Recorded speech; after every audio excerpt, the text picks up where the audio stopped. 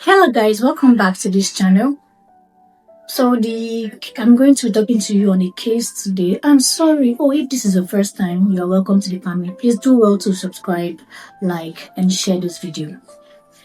So we had a very sad case today. It was a case of a 3-day-old baby who was brought in by the mother on account of no activity. By the time the mother came in, we already could see that this baby was normal. But something struck us. The baby had milk stains on the mouth. We asked the mother, okay, so what happened? How did this happen? She mentioned that she just finished breastfeeding her baby, then dropped the baby to sleep and left the room to do one or two things.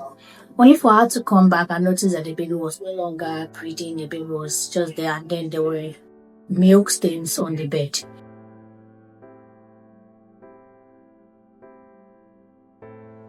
So we could tell that this baby died due to aspiration. It's a sad one, it's a sad case, but the reason I'm bringing it here is for us to learn from this. The essence of this channel is to learn from others' mistakes and know how to manage your child whenever there is an issue, and also to create awareness. So this child died of aspiration, and today we are going to be talking about aspiration and what causes aspiration and ways to prevent aspiration. So aspiration in this context is just the inhalation of a foreign material, which can either be food, liquid, or even the stomach contents into the lungs.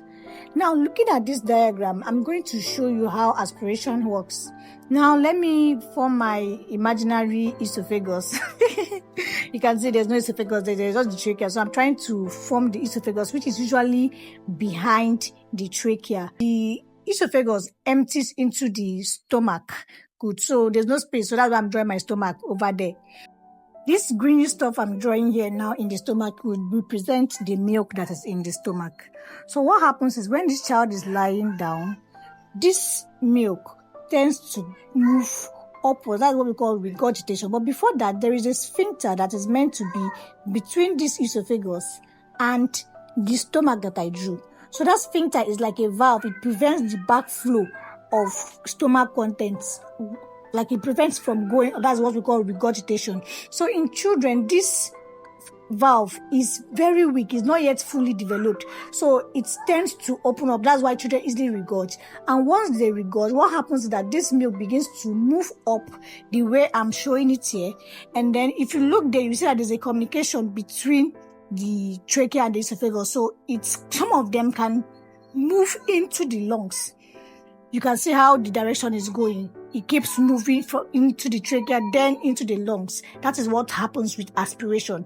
Sometimes you will still see that same child, it will move and then come out from the mouth. That is what caused the milk stain the mother saw. And then also, it can also move up, come out through the nose. By the time we saw this baby, there was already milk from the nose. To prevent this kind of situation, so the first thing you have to do is avoid keeping your baby down immediately after feeding. Make sure this baby burps properly. If there is need to keep the baby down, ensure that you keep the baby by the side, because when the baby lies upwards, it's very easy for the baby to regurgitate. Regurgitation is faster and easier when the baby is lying upward, but at least it's reduced when the baby lies by the side. And also avoid overfeeding. But the most important one I'm going to mention is don't keep a baby down immediately after eating. Manage this kind of situation. We can either give antibiotics to treat whatever infection that must have entered into the lungs because of gastric contents are not sterile. Then we can also do suctioning to help suck up and clean up the lungs or excessive milk in the lungs. In cases whereby the child cannot breathe, we can also commence oxygen. But sadly, this child came in dead already. Complications of this kind of condition include sudden death, just like in the case we saw, then pneumonia, there can be lung collapse, and then we have the acute respiratory distress syndrome. I hope you all learned something from this video today. Thank you for watching.